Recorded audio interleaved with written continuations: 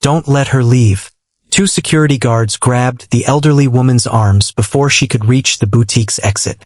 I paid for it, the woman pleaded, her voice trembling. Please check again. No one listened. Phones rose into the air as customers eagerly recorded the scene. Priscilla Hart stepped closer, her expression cold with contempt. You old thief.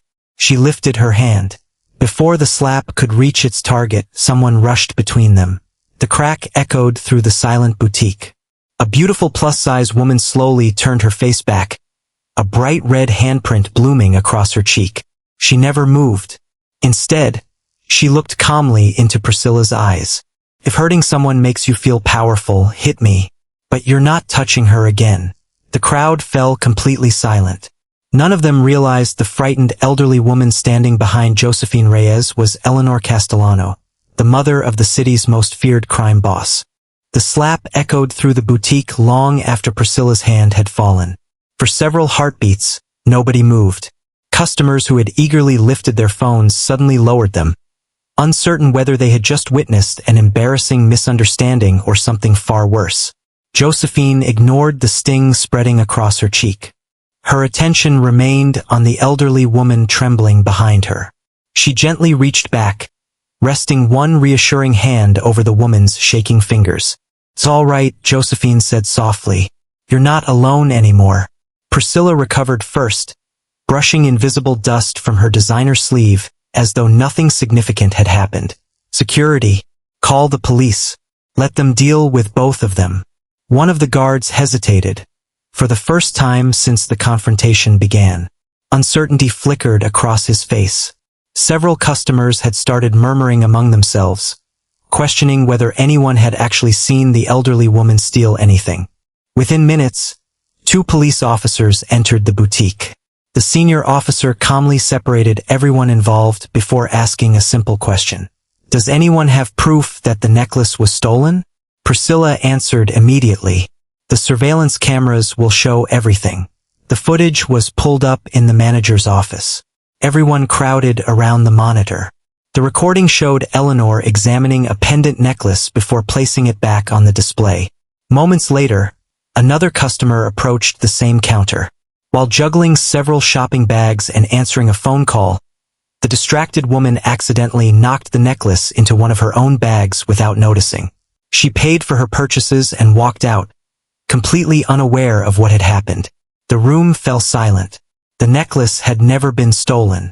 It had simply been misplaced.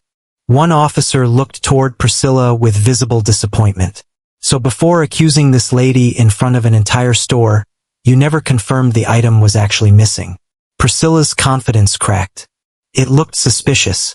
Looking suspicious isn't evidence, the officer replied firmly. Outside the office, whispers spread rapidly through the boutique. People who had recorded Eleanor moments earlier quietly deleted their videos. Others avoided meeting her eyes altogether. Priscilla reluctantly stepped forward. I'm sorry if there was a misunderstanding. The words sounded rehearsed, empty, spoken only because the police were watching. Josephine recognized the difference between an apology and an obligation. Eleanor recognized it too. Rather than demanding more, the elderly woman simply nodded.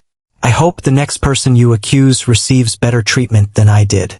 Those gentle words carried far more weight than any angry outburst could have. After the officers completed their report, the crowd slowly dispersed.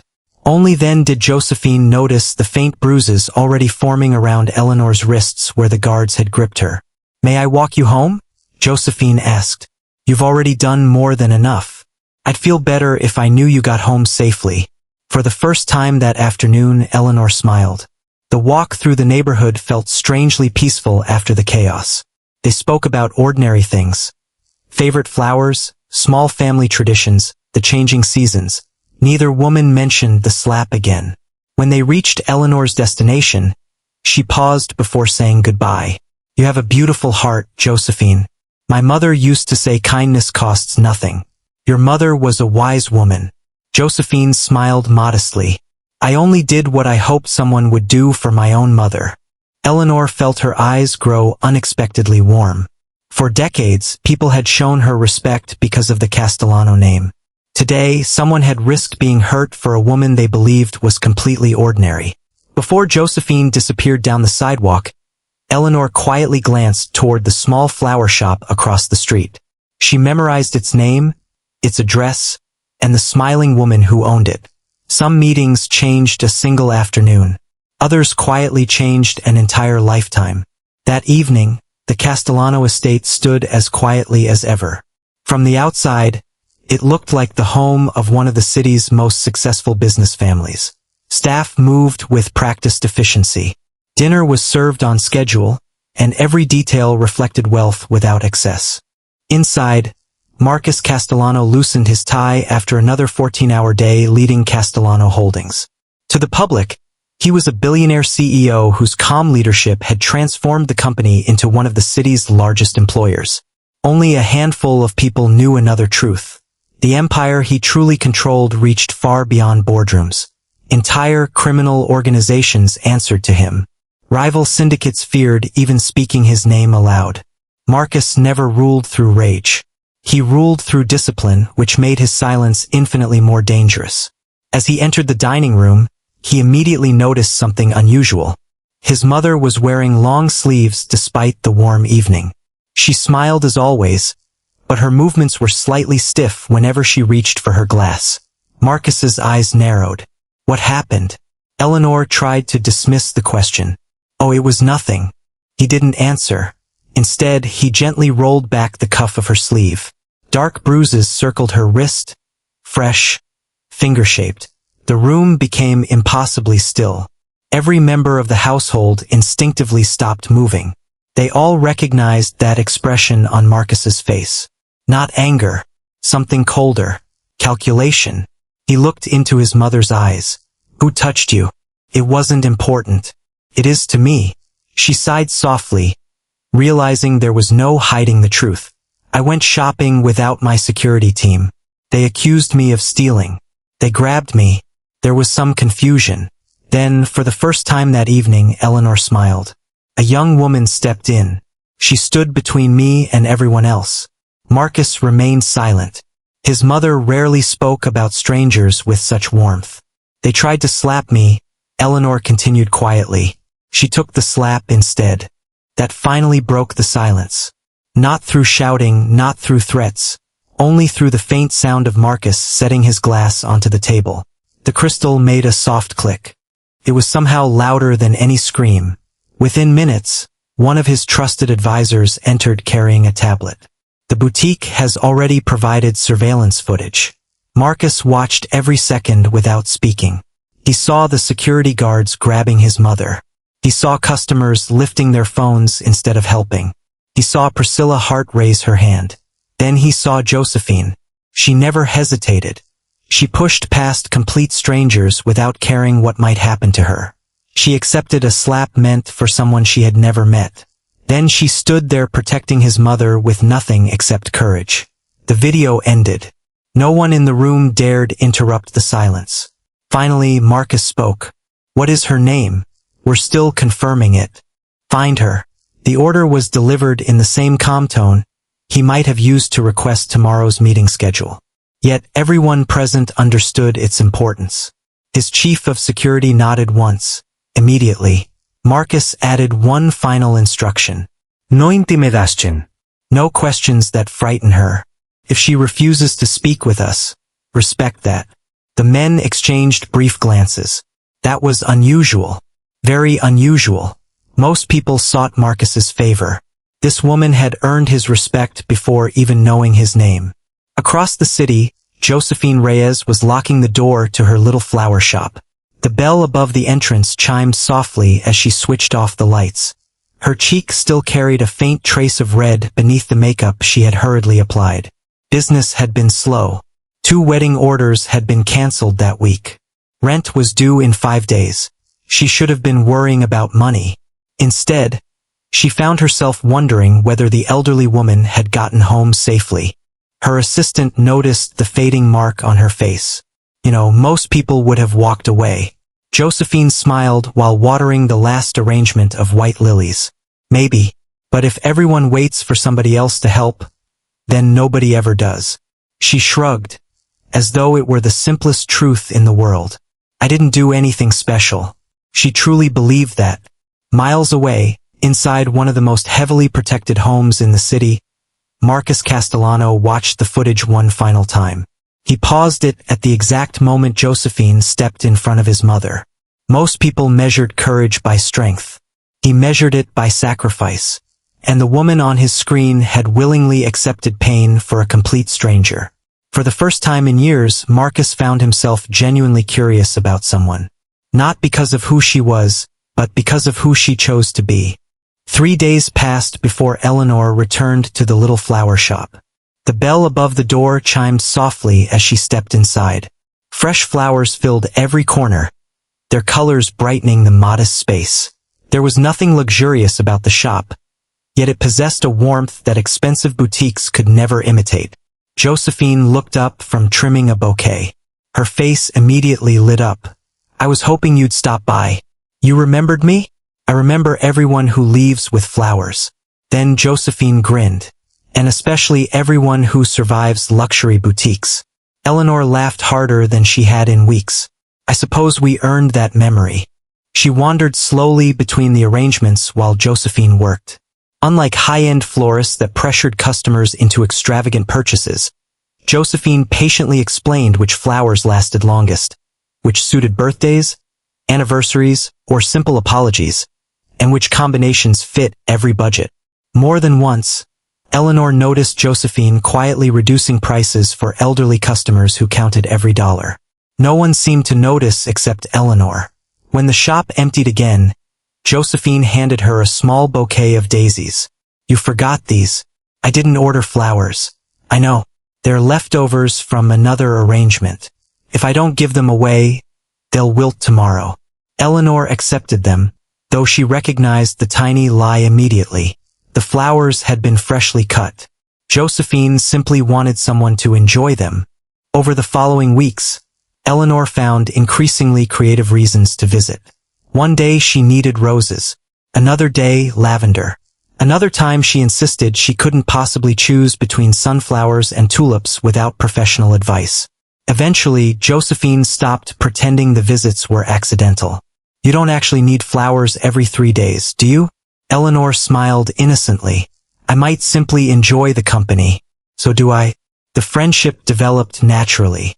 They shared coffee during quiet afternoons, talked while arranging bouquets, laughed over stories from completely different generations. For Josephine, Eleanor became the grandmother she had lost years earlier. For Eleanor, Josephine became the daughter she had never had. Meanwhile, Marcus received daily reports from his security team. Every visit, every conversation, every observation. Yet the reports frustrated him.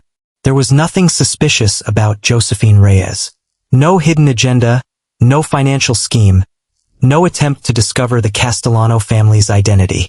If anything, she appeared almost impossibly genuine. His advisors eventually asked the obvious question. Should we introduce ourselves? Marcus looked toward the latest photograph. Josephine was laughing as she accidentally dropped flower petals all over the floor, while Eleanor applauded dramatically. He shook his head. Not yet. Across town, Eleanor had quietly begun working on another mission. My son is single. Josephine nearly dropped the watering can. That was subtle. I wasn't trying to be subtle. She burst into laughter. You've told me several times. And? What do you think? Josephine shook her head with amused disbelief. I think every mother believes her son is the most handsome man alive. This time I'm objectively correct. Oh, he's tall, successful, kind. He cooks. He visits me every week. Josephine folded her arms dramatically. Now you're making him sound fictional. I assure you he exists. And why exactly is this perfect man still single? Eleanor pretended to think deeply. He works too much. So he has at least one flaw. He also forgets birthdays. There we go. Now he sounds human. The two women laughed together. Then Eleanor casually asked, would you ever consider meeting him? Josephine's smile softened. Honestly. She looked down at her hands before answering. A man like your son would never notice a woman built like me. The words were spoken gently, matter-of-factly, not with self-pity, simply with the quiet resignation of someone who had heard too many cruel comments throughout her life. Eleanor's heart ached. She remembered the confidence with which Josephine had stood in front of complete strangers. Yet when it came to herself, that courage disappeared.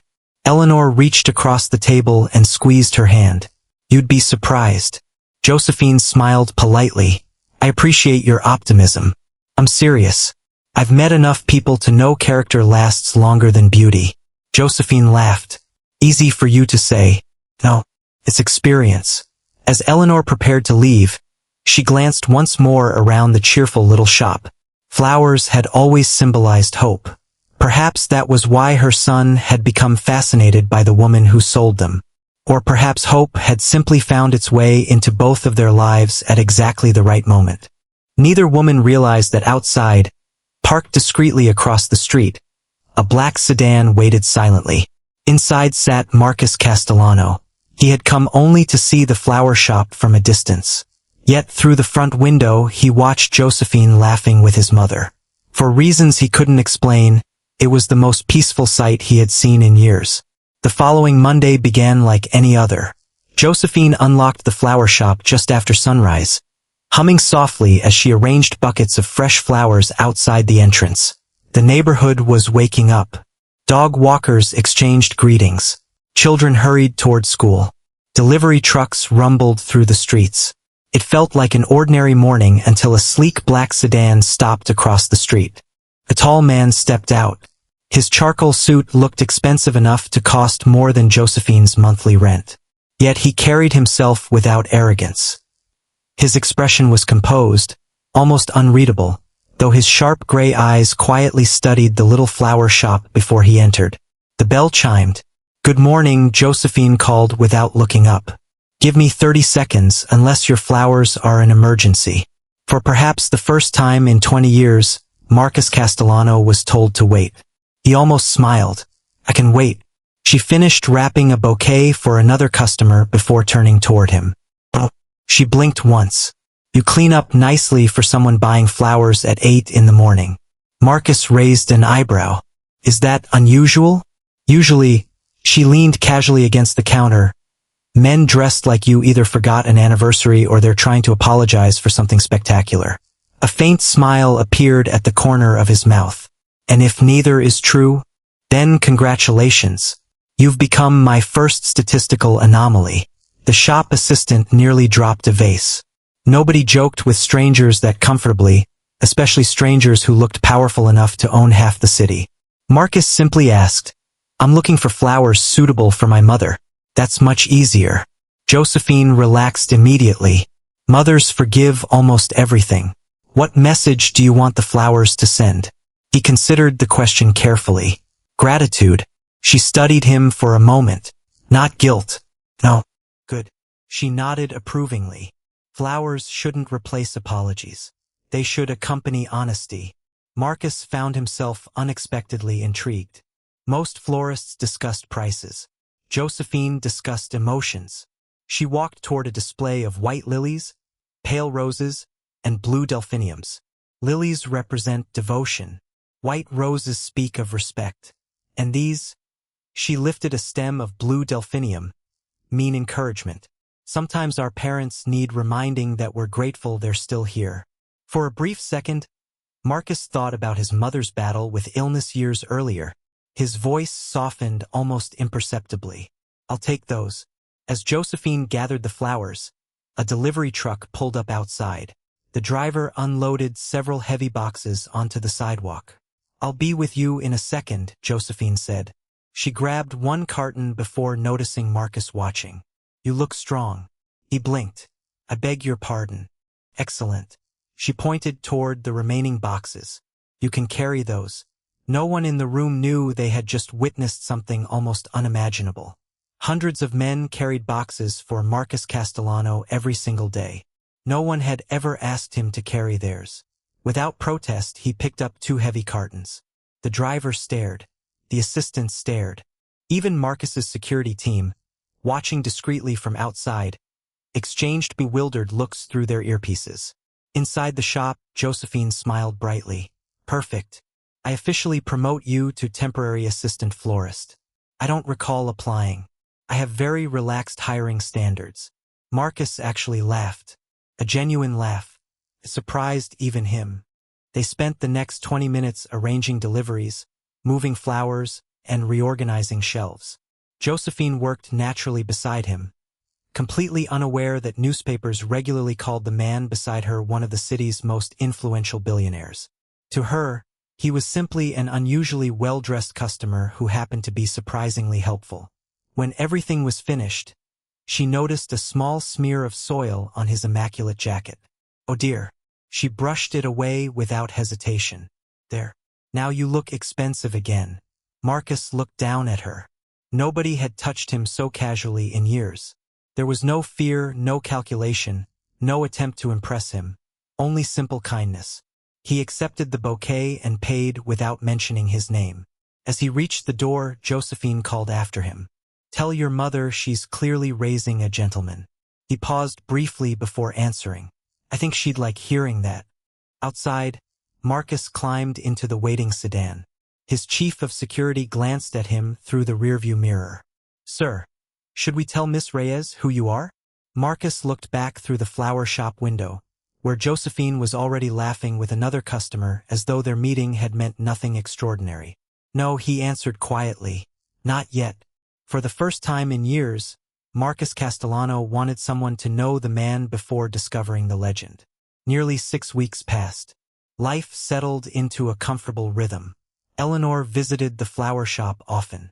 Marcus occasionally stopped by under perfectly ordinary excuses, sometimes ordering arrangements for corporate events, other times claiming his office desperately needed fresh flowers. Josephine teased him every single visit. She still believed he was nothing more than an overworked executive with impeccable manners. One Thursday afternoon, Eleanor appeared carrying an elegant cream-colored envelope. I need a favor. Josephine accepted it curiously. A charity gala. Eleanor nodded. Our foundation raises money for children's hospitals. I'd love for you to come. Josephine immediately shook her head. I don't belong at events like that. Nonsense. I don't even own an evening gown. You'll find one. I'll look completely out of place. You'll look exactly where you're supposed to be. After several minutes of gentle persuasion, Josephine finally surrendered. Fine. But if people mistake me for the florist, I'm blaming you. Eleanor smiled to herself. If only you knew. The ballroom shimmered beneath crystal chandeliers. The city's wealthiest families mingled beside politicians, philanthropists, and corporate executives. Josephine stepped inside wearing a simple emerald green gown she had rented after nearly talking herself out of attending 3 separate times. It wasn't extravagant. It didn't need to be. She looked elegant precisely because she wasn't trying to compete with anyone. Still, old insecurities whispered in her mind. Too curvy. Too ordinary. Too different. She took a slow breath, then reminded herself she wasn't there to impress strangers. She was there because Eleanor had invited her. That alone was enough. Across the room, Marcus noticed her almost immediately. For several seconds, he forgot entirely about the conversation happening beside him. She looked nothing like the nervous woman she imagined herself to be. She looked confident, warm, beautiful. One of his business associates quietly followed his gaze. Someone interesting? Marcus answered simply, very. Before he could walk toward her, another familiar face entered his line of sight. Priscilla Hart. The former boutique manager had managed to keep her position temporarily while corporate investigators reviewed the incident. Tonight she attended as the guest of a luxury fashion sponsor. The moment she saw Josephine, recognition flashed across her face. Then came contempt. She crossed the ballroom deliberately. Several nearby guests sensed tension and instinctively stepped aside. Well, Priscilla said loudly enough for surrounding tables to hear, if it isn't the overweight florist who slapped her way into rich society. Conversations stopped. Heads turned. Josephine froze. The words weren't new. She had heard similar insults throughout her life, school hallways, college parties, dating apps, even strangers online. Yet hearing them spoken aloud in a crowded ballroom reopened wounds she thought had healed. She answered quietly, I'm only here because I was invited. Priscilla laughed. I'm sure you were. People like you don't belong at events like this. Several guests shifted uncomfortably. No one spoke. The silence reminded Josephine of the boutique. Different room. Same spectators. Priscilla stepped closer. I suppose playing the victim worked out well for you. Then she grabbed Josephine's wrist. Not painfully, but possessively, as though removing her from the room herself. Come on. I'll show you where the service entrance is. The ballroom became silent again. Josephine slowly looked around. Some people avoided eye contact. Others watched with embarrassed curiosity. She gently tried pulling her hand free. Please let go. Priscilla tightened her grip. No. Before Josephine could react again, another hand calmly wrapped around Priscilla's wrist, firm, steady, unshakable. Priscilla turned. Her expression immediately changed. Standing between them was Marcus Castellano. His tailored tuxedo and composed expression commanded attention without a single raised voice. He looked at Priscilla, not with anger, with disappointment. Remove your hand. She obeyed instantly. Marcus positioned himself beside Josephine instead of in front of her, protecting her without making her feel powerless. Then he faced the ballroom. His voice remained perfectly calm, yet every corner of the room heard every word. The woman you just insulted. He glanced briefly toward Josephine. Protected my mother when an entire room of strangers watched her suffer. His eyes swept across the silent audience. When security restrained my mother, this woman stepped forward. When someone raised a hand against her, Josephine accepted the blow herself. Not because she expected recognition, not because she wanted a reward, but because kindness was more important to her than her own safety. A wave of astonishment spread across the ballroom. People exchanged confused whispers. Who was his mother? What incident was he talking about? Why would Marcus Castellano publicly defend an unknown florist? Priscilla's confidence completely disappeared. I didn't know. No, Marcus interrupted quietly. You didn't care. His words struck harder than shouting ever could. You judged two women by appearance. And today you've done it again. No one defended Priscilla. No one even looked at her. She suddenly realized every important person in the ballroom had witnessed her humiliation. Her carefully cultivated reputation collapsed in a matter of seconds. Marcus gently turned toward Josephine. Are you all right? She nodded automatically, still overwhelmed by everything happening. I think so. He offered his arm with effortless courtesy. Would you allow me the honor of escorting you to dinner? The ballroom watched in stunned silence as one of the city's most respected billionaires walked away beside the plus-size florist who moments earlier many had overlooked. For the second time, Josephine had stood alone against public humiliation. This time, someone had chosen to stand beside her. The gala ended much later than Josephine expected. Guests continued discussing Marcus Castellano's unexpected public defense long after dessert had been served.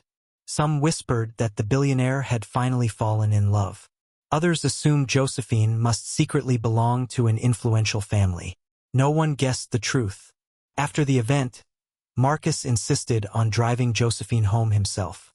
The city lights reflected across the windshield as silence settled comfortably between them. It wasn't awkward. It was thoughtful. Finally, Josephine spoke. I've never seen someone end an argument so politely. Marcus smiled faintly. I've learned that calm words often carry the most weight. You certainly proved that tonight. She hesitated. Thank you. You didn't have to defend me. I did, he answered without hesitation. You once did the same for someone important to me. Josephine laughed softly. Your mother is very persuasive. She is, and she's been trying to introduce us for weeks. That surprised her. So you knew who I was. I've known for quite some time. She stared through the window. I can't believe she tricked me. It wasn't a trick. It was hope. When they reached the flower shop, Marcus walked her to the entrance. Neither seemed ready to say goodnight. Instead, Josephine asked the question that had been lingering in her mind since the ballroom. Who are you? Really? He looked at her quietly. I think it's time you knew. The following afternoon, Marcus invited Josephine to lunch. Not at an extravagant restaurant, not in a private penthouse. Instead, they met inside a peaceful botanical garden cafe where few people recognized either of them. After they finished eating, Marcus placed his phone on the table. I need to tell you something before someone else does. He opened a financial magazine. His cover featured his photograph. Marcus Castellano, CEO of Castellano Holdings. Josephine blinked. She looked from the magazine to the man sitting across from her, then back again. "Oh, you really are your mother's handsome son." He laughed. "I am." She shook her head. "I thought you managed some office. I suppose that's technically true." She laughed with him. Then Marcus's expression became more serious. "There is more." He spoke carefully. "My family has another history, one the public doesn't know." He never glorified it, never dramatized it. He simply told the truth. For decades, the Castellano family had controlled one of the most powerful crime organizations in the region. Years earlier, after violence threatened to destroy every family involved, Marcus had united the factions under strict rules. No wars, no unnecessary bloodshed, no crimes against children, no trafficking, no drugs. The organization still existed. Its reputation alone prevented countless conflicts. When he finished speaking, silence filled the table. Josephine's hands slowly tightened around her coffee cup, not because she feared him, but because suddenly every difference between them became impossible to ignore. She looked away. "You should have told me sooner. I wanted you to know me first." "I do know you," she answered honestly. "That's what makes this difficult." He waited. "I own a tiny flower shop. My biggest monthly worry is paying rent. You attend charity galas with senators. Your family owns buildings bigger than my entire neighborhood." She smiled sadly. "I don't belong in your world." Marcus leaned forward. "You think that's what matters? It matters to everyone else. Not to me." She lowered her eyes. "You deserve someone elegant, someone glamorous, someone who looks like she belongs beside you in photographs." He watched her quietly before speaking. "The day everyone watched my mother suffer." His voice remained calm. "You were the only person who stood beside her. You didn't know her name. You didn't know her wealth. You didn't know who her son was. You only saw someone who needed help." Josephine felt tears threatening to appear. Marcus continued, "I didn't fall in love with your courage." He shook his head gently. "I fell in love with the kindness that made that courage possible. The courage lasted one moment. The kindness has been there every day since." He smiled softly. "When you comfort nervous customers. When you secretly discount flowers for people who can't afford them. When you laugh at yourself before anyone else can. When you make my mother feel like an ordinary woman. You've been showing me who you are from the very beginning." Josephine could no longer hide the emotion in her eyes. "I spent half my life believing I was too much. Too big. Too ordinary. Too easy to overlook." Marcus reached across the table, not demanding, simply offering his hand. "I've never overlooked you. The first time I saw you, you were standing taller than everyone else in the room. Not because of height. Not because of appearance. Because of character." Slowly, very slowly, Josephine placed her hand in his. Neither spoke for several moments. Some confessions required silence to become real. Outside, spring flowers swayed gently in the afternoon breeze. Inside the quiet cafe, two people from completely different worlds realized they had been walking toward each other long before either of them understood why. Several months later, spring had transformed the city into a place overflowing with color. No place reflected that transformation more beautifully than Josephine Reyes's little flower shop. Only now it was no longer struggling to survive. Word had quietly spread throughout the city about the florist whose kindness had inspired one of the region's largest charitable foundations. Without ever asking for special treatment, Josephine had been invited to become the official floral designer for every Castellano Foundation charity event. Hospitals filled with fresh arrangements. Fundraising galas bloomed with elegant centerpieces. Community centers received flowers that brightened rooms where hope was often needed most. The additional work allowed Josephine to renovate her tiny shop, hire another employee, and finally stop worrying about whether each month's rent could be paid. She had earned every bit of her success. Not because of who she loved, but because people finally discovered the talent that had always been there. One Sunday evening, the Castellano family gathered for dinner. Unlike the formal banquets outsiders imagined, the atmosphere was warm and surprisingly ordinary. Laughter filled the dining room. Stories interrupted one another. Even Marcus forgot about business for a few precious hours. As dessert was served, one of Eleanor's longtime friends smiled across the table. "Eleanor, when did you know Josephine was the right woman for Marcus?" Everyone looked toward her. Eleanor didn't hesitate. She turned toward Josephine with the same gentle smile she had worn the first day they met. The moment she protected an old woman she believed was completely ordinary. The room grew quiet. She never asked my name. She never asked what I owned. She never wondered whether helping me would benefit her. She simply saw someone frightened and decided that person shouldn't stand alone. Eleanor reached across the table and squeezed Josephine's hand. "You cannot teach that kind of heart. You can only be grateful when you find it." Emotion shimmered in Josephine's eyes. For years, she had believed people noticed only her size. Tonight, someone had seen her soul. Marcus quietly reached for her hand beneath the table, their fingers naturally intertwining. He looked around the room before speaking. Everyone else saw a plus-size florist. His gaze settled on Josephine. "I saw the bravest woman in the city." No one argued because every person present knew it was true. Josephine laughed softly through happy tears. There had been a time when compliments made her uncomfortable because she never believed them. Not anymore. She had learned that love built on kindness never asked someone to become smaller, to hide, or to change. It simply welcomed them exactly as they were. For the first time in her life, Josephine no longer questioned whether she deserved to be loved. She simply accepted that she was.